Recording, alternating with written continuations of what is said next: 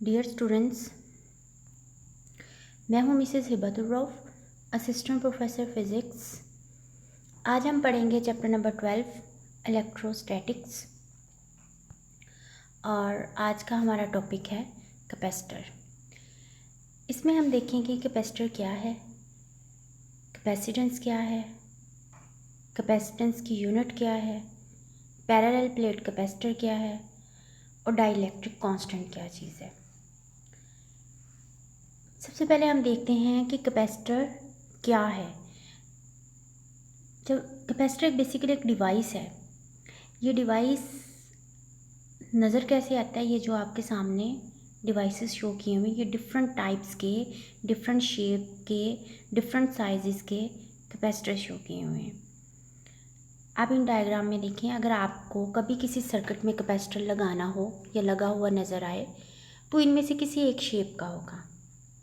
जब हम इसको खोलेंगे, इसके अंदर कंस्ट्रक्शन देखेंगे तो वो कैसी होगी, ये बिहेव कैसे करता है, कौन से फैक्टर्स पे डिपेंड करता है और इसकी यूनिट क्या है, ज़्यादातर कन्वीनियंट यूनिट कौन सी हम यूज़ करते हैं, ये सारा हम अब आज के लेक्चर में पढ़ेंगे। बेसिकली कैपेसिटर एक स्टोरेज डिवाइस होता है और ये इलेक्ट्रिक चार्ज को और एनर्जी को स्टोर करता है। इलेक्ट्रिक चार्ज पॉजिटिव नेगेटिव दोनों फॉर्म में और एनर्जी इलेक्ट्रिक फील्ड की फॉर्म में। ये बेसिकली दो पैरेलल प्लेट्स पे कंसिस्ट करता है और उन दोनों प्लेट्स को सेपरेट किया जाता है किसी इंसुलेटिंग मटेरियल से। वो इंसुलेटिंग मटेरियल यानी दोनों प्लेट्स जो कि बेसिकली कंडक्टिंग प्लेट्स होती हैं, लेकिन उन दोनों के दरमियान में जो डिस्टेंस होता है या उनको जो सेपरेट किया जाता है, या तो हम उसको एयर से करेंगे जो कि इंसुलेटिंग है, या वैक्यूम होगा, या फिर कोई इंसुलेटेड मटेरियल बीच में रखेंगे जैसे ग्लास, पेपर, माइका वगैरह। इसके डिफरेंट साइजेस हैं, डिफरेंट शेप्स हैं और इसकी ये सिंबल है, ये कैपेसिटर की सिंबल है। दो पैरेलल एक जैसी प्लेट्स हैं, उसके साथ दो टर्मिनल्स दिखाए हुए हैं। ये टर्मिनल्स बैटरी के साथ लगते हैं। बेसिकली जो कैपेसिटर है ये पैसिव इलेक्ट्रॉनिक कंपोनेंट होता है जो एनर्जी और इलेक्ट्रिक चार्ज को स्टोर करता है। एनर्जी किस फॉर्म में? Electrostatic energy. A capacitor is a device that can store charge. It consists of two conductors placed near each other, separated by a vacuum, air or any other insulator. जो दो plates के दरमियान में हम material रखते हैं, अगर vacuum air के अलावा कोई चीज़ रखेंगे जैसे ग्लास, वुड या कोई पेपर या माइका, तो उसको हम डाइलेक्ट्रिक बोलते हैं जो कि इंसुलेटिंग मटेरियल होता है। Usually the conductors are in the form of parallel plates, यानी जो प्लेट कंडक्टर्स का जिनसे ये बना हुआ होता है वो दो पैरेलल प्लेट्स होती हैं, यानी दोनों प्लेट्स का साइज़ भी एक जैसा होगा, उनकी विड्थ भी एक जैसी होगी, एरिया भी एक जैसा होगा। And the capacitor is known as parallel plate capacitor, यानी अगर जब दो प्लेट्स की फॉर्म में होगा, एक जैसे उनकी ज्योमेट्री होगी, तो उसको हम पैरेलल प्लेट कैपेसिटर कहेंगे। जब हम इन प्लेट्स को किसी बैटरी के साथ कनेक्ट करते हैं तो बैटरी के आपको पता है दो टर्मिनल्स होते हैं, एक पॉजिटिव और एक नेगेटिव। पॉजिटिव टर्मिनल को हम हाई पोटेंशियल कहते हैं, नेगेटिव टर्मिनल को हम लो पोटेंशियल कहते हैं। पैरेलल प्लेट्स में से जो प्लेट बैटरी के पॉजिटिव टर्मिनल से कनेक्ट होगी उस पर पॉजिटिव चार्ज डिपॉजिट होगा, जो प्लेट बैटरी के नेगेटिव टर्मिनल से कनेक्ट होगी उस पर नेगेटिव चार्ज डिपॉजिट होगा। ये एस आपके पास स्विच है, यानी ऑन एंड ऑफ के लिए, और दोनों प्लेट्स के दरमियान में सेपरेशन डी है, वो स्मॉल डिस्टेंस होता है और उसको डी से डिनोट करते हैं। वी पोटेंशियल है। अब जितना पोटेंशियल यहाँ से बढ़ता जाएगा उतना चार्ज प्लेट्स पे स्टोर होता जाएगा। इसका मतलब ये हुआ कि पोटेंशियल डायरेक्टली प्रोपोर्शनल है चार्ज के। पोटेंशियल यानी पोटेंशियल डिफरेंस। पोटेंशियल डिफरेंस जो है ये इस्टेब्लिश करेगा, यानी वी जो वोल्ट्स में होगा, दोनों प्लेट्स को जो पॉजिटिव टर्मिनल से कनेक्टेड है प्लेट उस पर पॉजिटिव चार्ज और जो नेगेटिव टर्मिनल से उस पर नेगेटिव चार्ज, ठीक है। और ये Q प्रोपोर्शनल होगा V के। प्रोपोर्शनलिटी का साइन जब हम ख़त्म करेंगे तो इक्वल का साइन लगाएंगे और साथ में कांस्टेंट C आएगा, और C किसके इक्वल होगा, Q ओवर V। यहाँ पे हम C किसको कहते हैं, C कैपेसिटेंस के लिए यूज़ होता है, यानी ये कांस्टेंट जो है इसको हम कैपेसिटेंस ऑफ द कैपेसिटर कहेंगे। ये आपके सामने जो डायग्राम है इसमें आप गौर से देखें, जो दो कंडक्टिंग प्लेट्स हैं पैरेलल प्लेट्स, उनके दरमियान में एयर या वैक्यूम नहीं है, यानी उन दोनों प्लेट्स को सेपरेट करने के लिए एयर या वैक्यूम का मीडियम यूज़ नहीं किया गया, बल्कि एक मटेरियल रखा गया, इंसुलेटिंग मटेरियल, जिसको डाइलेक्ट्रिक का नाम दिया गया। अब कैपेसिटेंस जो है इसको C से डिनोट करते हैं, और बेसिकली कैपेसिटेंस होती क्या है, ये किसी भी कैपेसिटर की एबिलिटी को बताता है कि उस कैपेसिटर की कितनी एबिलिटी है चार्ज को या इलेक्ट्रिक एनर्जी को स्टोर करने की, तो उसको हम कैपेसिटेंस कहते हैं, C से डिनोट करते हैं। C किसके इक्वल है, Q ओवर V। Q आपके पास चार्ज है, डेल्टा V पोटेंशियल डिफरेंस है, और C की SI यूनिट यानी कैपेसिटेंस की SI यूनिट आपके पास फैरड है, और फैरड को कैपिटल F से डिनोट करते हैं, और 1 फैरड किसके इक्वल होगा, 1 कूलम पर वोल्ट। और ये फैरड माइकल फैराडे के नाम पे ही फैरड इसकी यूनिट है, क्योंकि इसका कॉन्सेप्ट और पैरेलल प्लेट कैपेसिटेंस को एक्सप्लेन किसने किया था, माइकल फैराडे ने। ये फार्मूला है आपके सामने जिसमें बताया हुआ है कि C कैपेसिटेंस है जिसको हम फैरड में मेजर करते हैं, और Q आपके पास वो चार्ज है जो कैपेसिटर की प्लेट्स में स्टोर हुआ है, इसको हम कूलम्स में मेजर करते हैं, और V आपके पास वोल्टेज है जो कैपेसिटर्स की प्लेट्स को दी गई है बैटरी के थ्रू, और इसको वोल्ट्स में मेजर करते हैं। तो हम यहाँ पे देखेंगे कि फैरड की क्या डेफिनेशन है।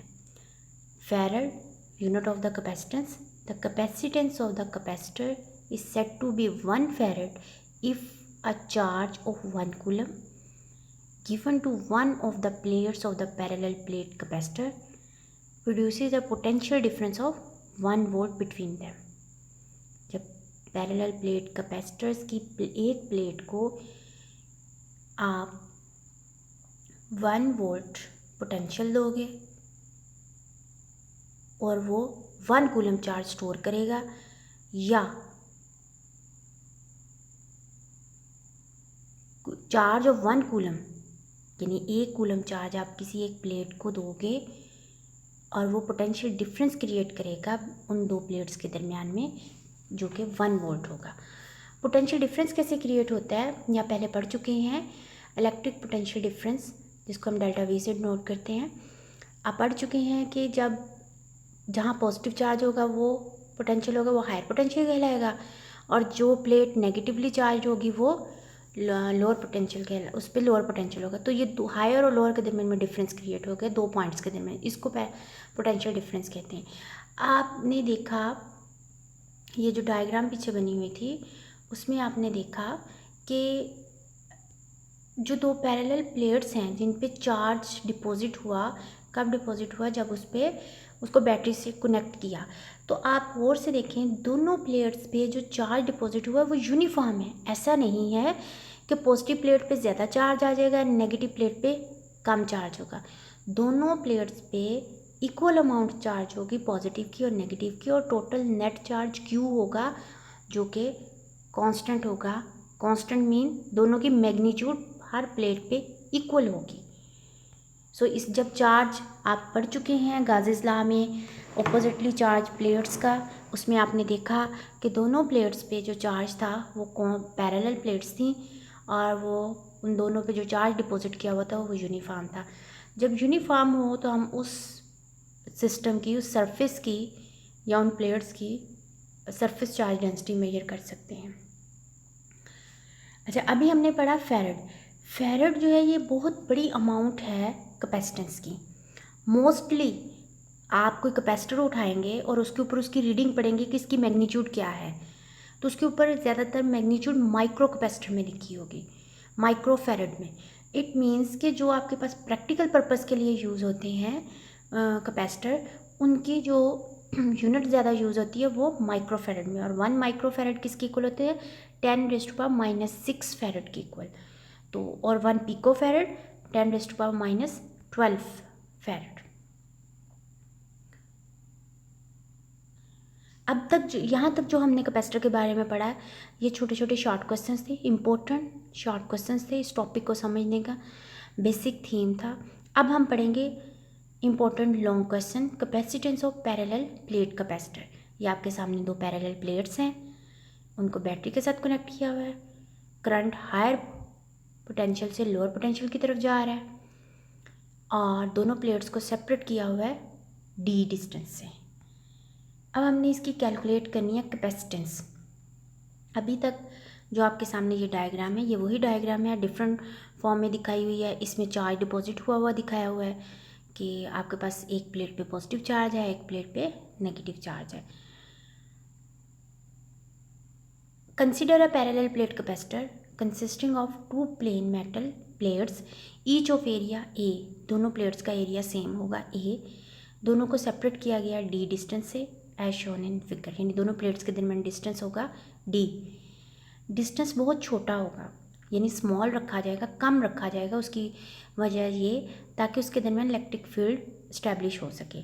आपने गाज़ीज़ लॉ की जब एप्लीकेशन पढ़ी थी, 3rd एप्लीकेशन, उसमें आपने देखा पॉजिटिव चार्ज से इलेक्ट्रिक फील्ड की लाइंस एमिट हो रही हैं और नेगेटिव चार्ज में जाके टर्मिनेट हो रही हैं। ये उसी सूरत में हो सकता है जब उन दोनों प्लेट्स के दरमियान में डिस्टेंस कम रखें। So let the medium between the plate is air या vacuum. Then according to equation of the capacitor we have, क्या होगी, C vacuum is equal to Q/V।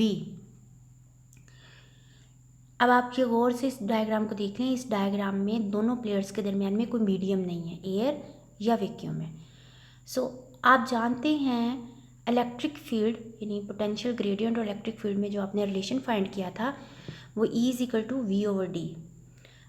If Q is the charge and A is the area, तो surface charge density किसके equal होगी?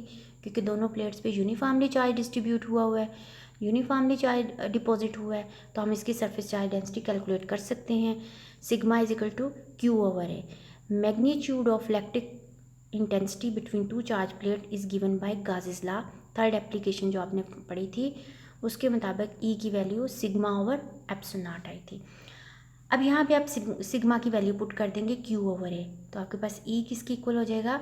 Q/A ε0। ε0 आपके पास क्या है? Free space permittivity, क्योंकि इसमें प्लेट्स के दरमियान में फ्री स्पेस है तो ε0 आएगा। अब हम E की 2 वैल्यूज़ है, एक E is equal to V/D थी और एक E is equal to Q/A ε0 आ गई। दोनों को कंपेयर कर लेंगे। V/D is equal to Q/A ε0, rearrange करेंगे Q/V is equal to A ε0/D।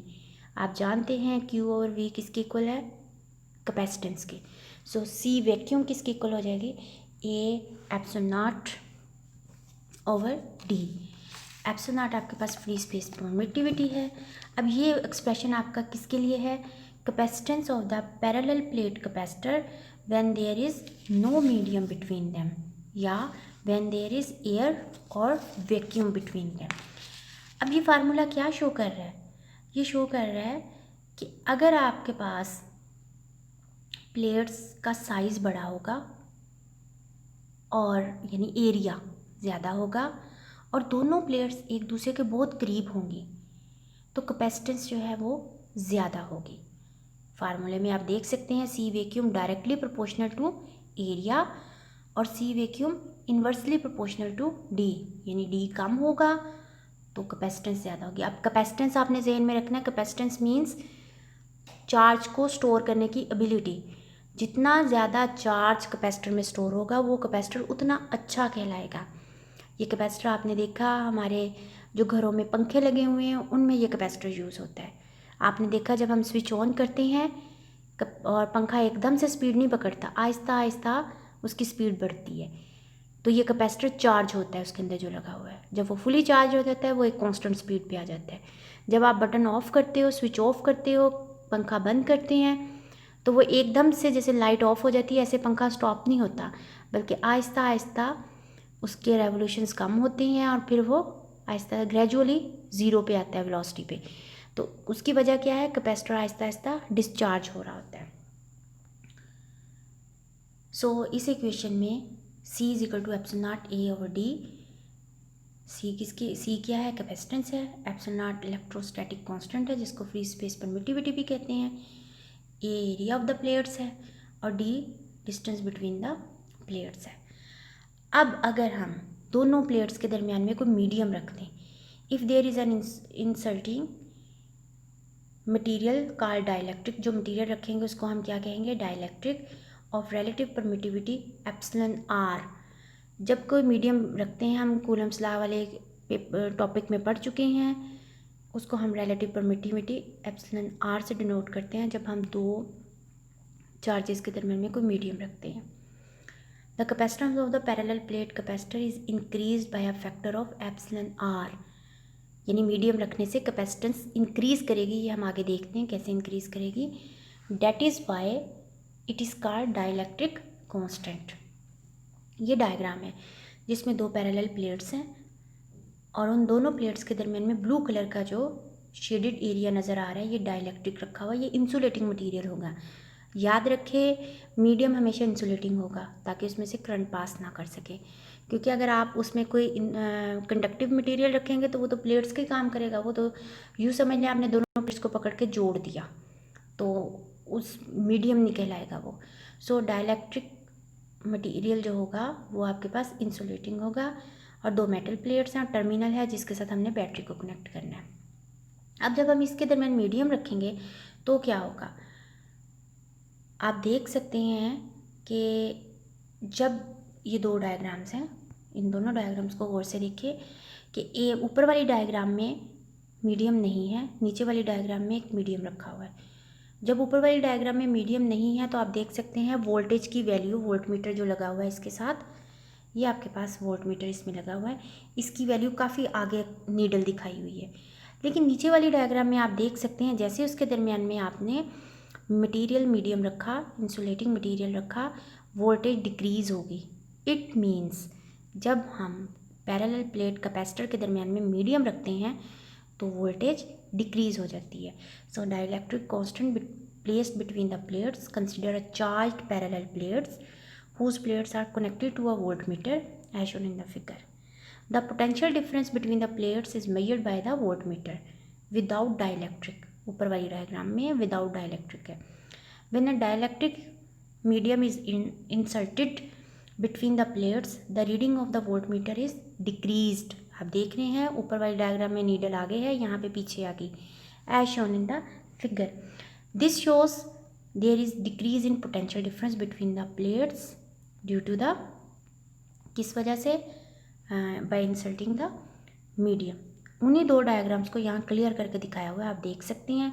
अगर वहाँ आपको सही तरह नज़र नहीं आया, दो वोल्ट मीटर लगे हुए हैं, ऊपर वाले वोल्ट मीटर की रीडिंग ज़्यादा है, नीचे वाले वोल्ट मीटर की रीडिंग कम है, और दोनों में डिफरेंस ये है, ऊपर वाले में विदाउट मीडियम है और नीचे वाले में हमने मीडियम इंसर्ट किया हुआ है।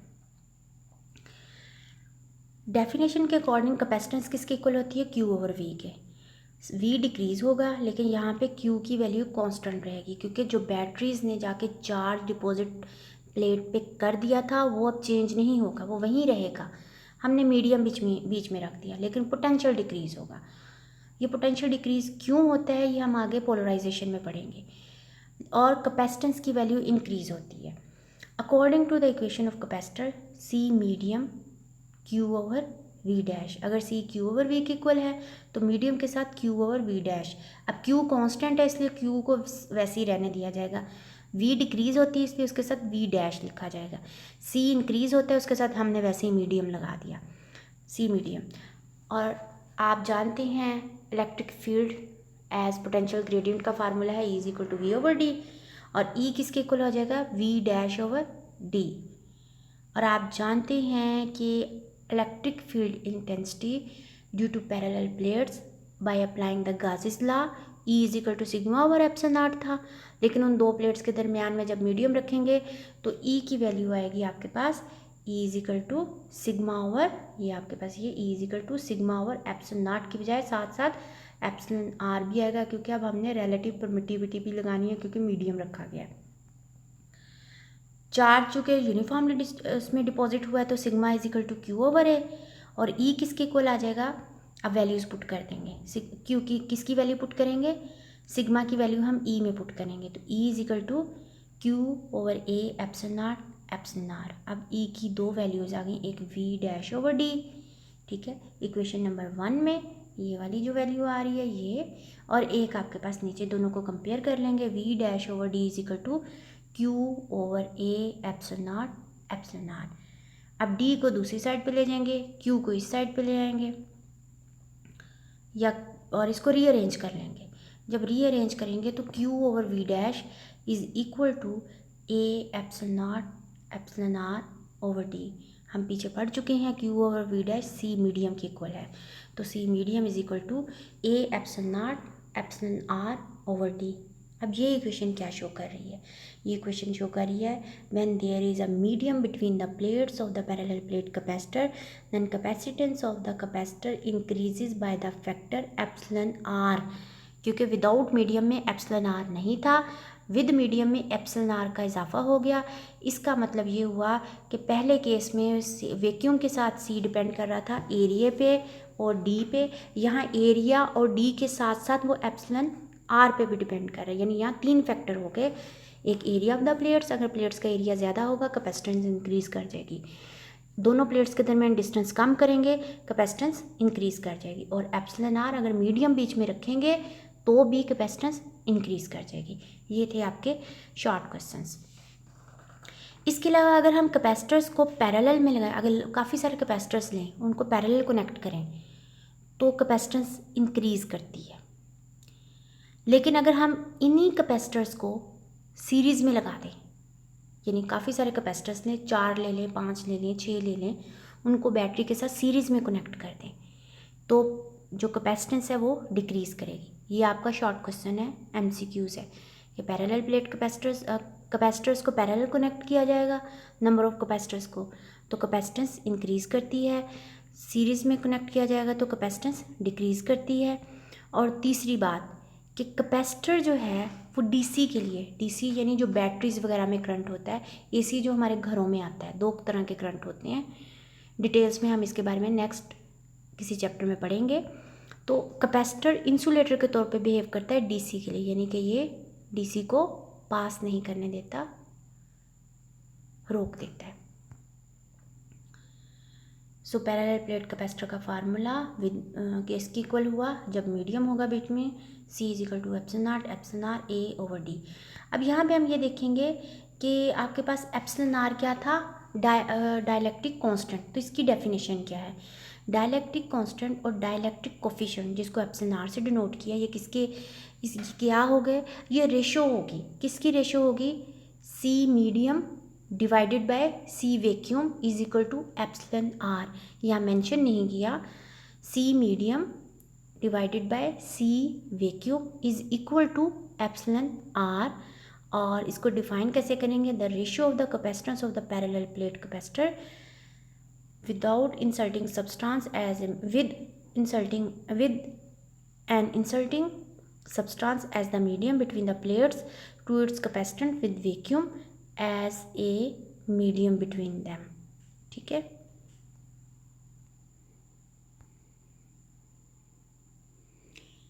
यहाँ पे एक दफ़ा इसको समराइज़ किया हुआ है कि कैपेसिटेंस इंक्रीजेज विद, यानी हम किसी भी कैपेसिटर की कैपेसिटेंस को इंक्रीज़ कैसे कर सकते हैं, increasing surface area of the plates, decreasing spacing between the plates यानी क्रीप करके, और किसी भी रिलेटिव डाइलेक्ट्रिक कांस्टेंट को इंसर्ट करके और उसको वैल्यू को इंक्रीज़ करके, वो जो कि इंसुलेटिंग होगा बिटवीन द 2 प्लेट्स। ये था आज का हमारा टॉपिक। Thank you.